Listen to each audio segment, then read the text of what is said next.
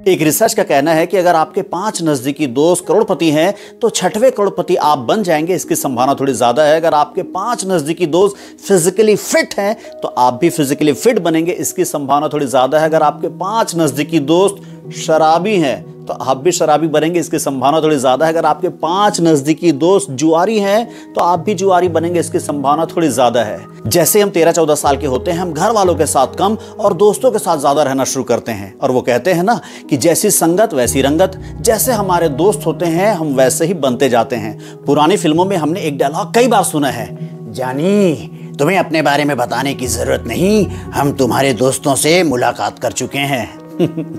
हमारे दोस्त हमारे कैरेक्टर सर्टिफिकेट बन जाते हैं। साथियों, आज मैं इसी सब्जेक्ट पर बात करने वाला हूं कि दोस्तों का क्या हमारी जिंदगी पर कुछ असर पड़ता है, और अगर पड़ता है तो अगली बार दोस्त बनाने से पहले कई बार ध्यान से सोचें। और अगर ये वीडियो अच्छा लगे तो लाइक, सब्सक्राइब और शेयर जरूर करें और बेल आइकॉन जरूर दबाएं। एक बेहद इंटरेस्टिंग कहानी से शुरू करता हूं, आप ध्यान से देखें। बहुत समय पहले की बात है, एक बहुत अच्छा पेंटर हुआ करता था, बहुत ही पैशनेट और बहुत ही अच्छा।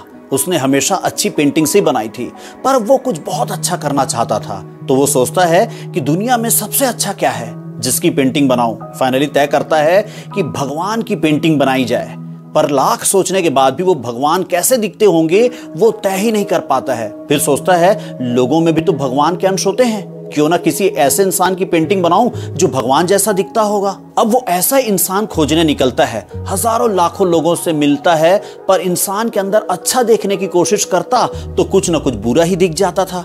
और खोजते खोजते उसे 4 साल लग गए और तब भी उसे कोई ऐसा इंसान नहीं मिला, और वो निराश होकर एक पत्थर पर टिक कर बैठ जाता है। तभी एक 14 साल का लड़का घोड़े में बैठ कर आता है, बहुत सुंदर, लंबे लंबे बाल हवा में लहराते हुए, चेहरे में गर्व की मुस्कान, आंखों में चमक, और धूप में उसका चेहरा ऐसे चमक रहा था जैसा उसने पहले कभी किसी का चेहरा ऐसे चमकता नहीं देखा था। पेंटर की आंखें नम हो जाती हैं और वो उस लड़के से रिक्वेस्ट करता है, क्या मैं आपकी पेंटिंग बना सकता हूँ? लड़का सहमति देता है और पेंटर पेंटिंग बनाता है। ऐसी पेंटिंग बनाता है कि दुनिया देखती रह जाती है, लोग मुंह मांगे दाम पर खरीदने को तैयार हो जाते हैं, और उस पेंटिंग का नाम रखता है गॉड इन मैन। कुछ साल बीत जाता है, वो पेंटर फिर एक बहुत अच्छी पेंटिंग बनाना चाहता है। अब फिर से वो सब्जेक्ट सोचता है कि कौन से सब्जेक्ट पर बनाऊं, तो उसे ख्याल आता है कि पिछली बार मैंने बहुत अच्छी पेंटिंग बनाई थी, उसका नाम था गॉड इन मैन, मतलब इंसानों के अंदर भी भगवान हो सकते हैं। तो क्यों ना इस बार ऐसी पेंटिंग बनाओ कि इंसानों के अंदर भी शैतान हो सकते हैं। और इस बार वो अपनी पेंटिंग का टाइटल रखता है डेविल इन मैन। और वो फिर से खोजने निकल पड़ता है, हजारों लाखों लोगों से मिलता है, पर हर इंसान के अंदर जब भी शैतान देखने की कोशिश करता तो कुछ ना कुछ अच्छा दिख ही जाता था। खोजते खोजते 3 साल बीत जाते हैं। तभी एक 22 साल के लड़के से मुलाकात होती है, दिखने में बड़ा घिनौना, बड़ी बड़ी दाढ़ी, चेहरे पर कई जगह कटने के निशान, कपड़े फटे हुए, आंखें लाल, हर बात में गाली देने वाला, और 2 दांत टूटे हुए, बाकी दांत पीले और लाल रंग के। उस पर कई हत्या के आरोप थे। देखने से ही डर लगे ऐसा आदमी। उसे देखकर शैतान भी कांपने लगे। पेंटर को अपनी पेंटिंग का डेविल मिल गया था। डरते हुए पूछता है, क्या मैं आपकी पेंटिंग बना सकता हूं? सहमति मिलने के बाद उसकी वो पेंटिंग बनाना शुरू करता है, और जब पेंटिंग कंप्लीट होती है तो लोग देखकर घबरा जाते हैं। इतनी खतरनाक पेंटिंग, बच्चा भी देखकर कांपने लगे, रोने लगे।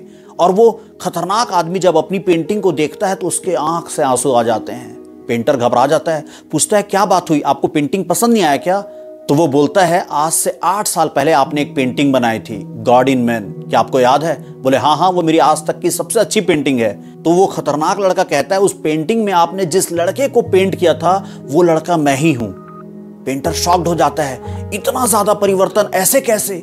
तब वो लड़का बताता है कि जब मैं 14 साल का था, मेरे माता पिता जीवित थे और मैं एक बहुत अच्छे माहौल में अच्छे दोस्तों के साथ रहता था, लेकिन तभी मेरे माता पिता की मृत्यु हो गई और मैं अलग जगह पर रहने लगा, और मेरे नए दोस्त बने, और वो दोस्त इतने खराब थे कि उनके साथ रह रहकर मैं भी ऐसा हो गया, और उनकी तरह मैं भी आज मर्डर करने लगा हूं, और मैं गॉड इन मैन से बदलकर डेविल इन मैन बन गया हूं। दुनिया की सच्चाई है कि कोई भी आदमी सबसे ज्यादा इस दुनिया में किसी को पसंद करता है तो वह है खुद को, और वो पूरी दुनिया को अपने जैसा बनाना चाहता है। और यही बात समूहों पे भी लागू होती है। 2 या 2 से ज्यादा एक जैसे सोचने वाले लोग जब किसी विपरीत सोच वाले व्यक्ति से मिलते हैं तो उसे अपनी बातों में सहमत करके अपने जैसा बनाने का प्रयास करते हैं, और इसके लिए वो पूरी जोर लगा देते हैं।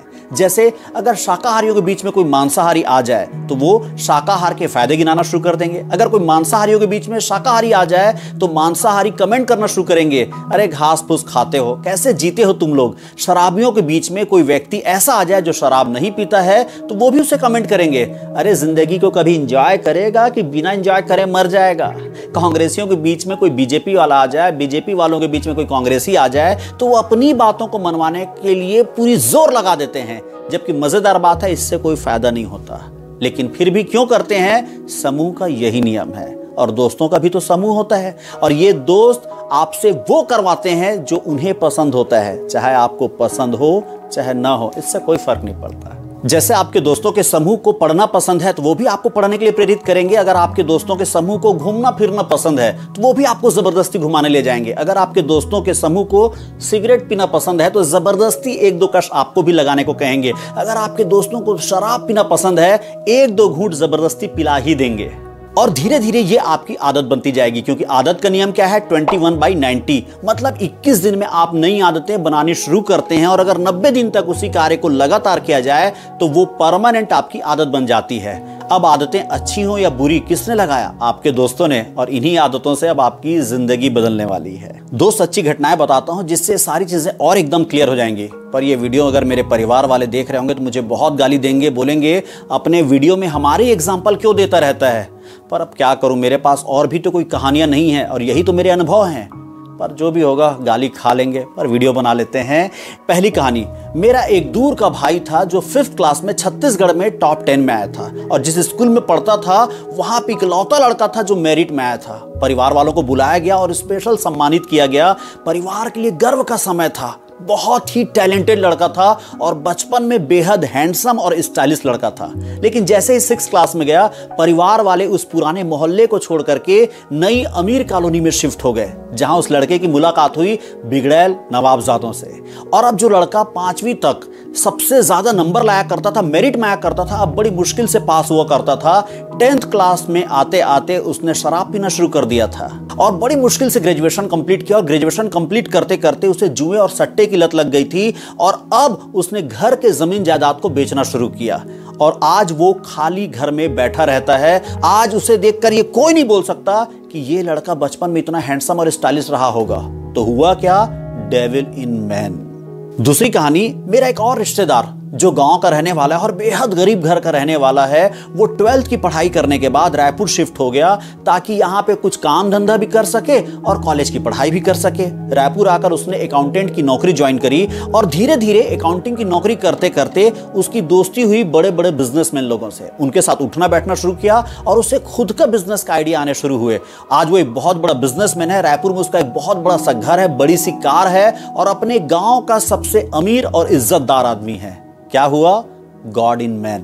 केवल दोस्ती ने दोनों की जिंदगियां बदल दी। साथियों, शुरू में लगता है कि क्या फर्क पड़ता है, थोड़ा सा घूम लूंगा, थोड़ा सा कभी पिक्चर देखने चला जाऊंगा, इससे क्या कोई जिंदगी खराब हो सकती है? और इस उम्र में आने के बाद कहां नया दोस्त खोजने जाऊंगा? और ये घर वाले और ये फालतू के मोटिवेशनल स्पीकर दुनिया भर का पकाते हैं। अरे उस दोस्त ने मेरी कितनी मदद की है, अब उसकी थोड़ी सी आदत खराब है तो क्या इस चक्कर में उस दोस्त को मैं छोड़ दूं? बिल्कुल इसी संबंध में एक मैं छोटी सी कहानी बताता हूं। महाभारत में कर्ण और अर्जुन दोनों ही कुंती पुत्र थे, और कई मामलों में कर्ण अर्जुन से आगे थे। उनके पास कवच था और कुंडल था, जिसके दम पर वो पूरे दुनिया के सबसे बढ़िया धनुर्धर और बलशाली व्यक्ति थे।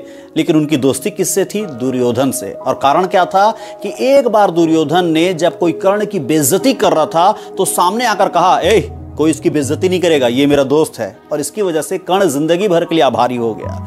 दूसरी तरफ अर्जुन के दोस्त कौन थे? कृष्ण भगवान।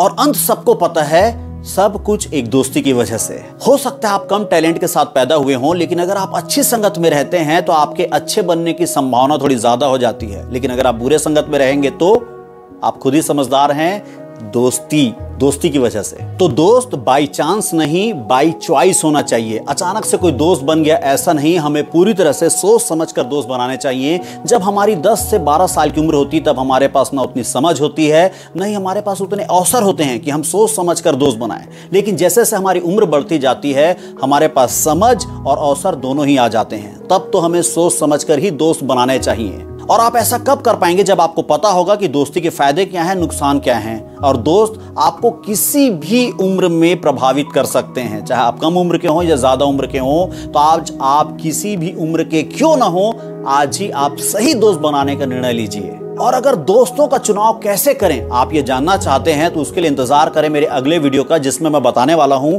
कि सही दोस्तों का चुनाव कैसे करें, सही दोस्तों को कैसे पहचानें। और अगर ये वीडियो आपको अच्छा लगा हो तो लाइक करें, सब्सक्राइब करें, शेयर करें और बेल आइकन जरूर दबाएं। और अगर आपने इस वीडियो को यहां तक देखा है तो मैं लोकेश दमंगन आप सभी को बहुत बहुत धन्यवाद करता हूं। Thank you so much. अपना प्यार यूं ही देते रहें, ऐसे ही मेरे वीडियोस को देखते रहें और कुछ थोड़ा बहुत सीखने को मिल रहा हो तो सीखने का प्रयास करें।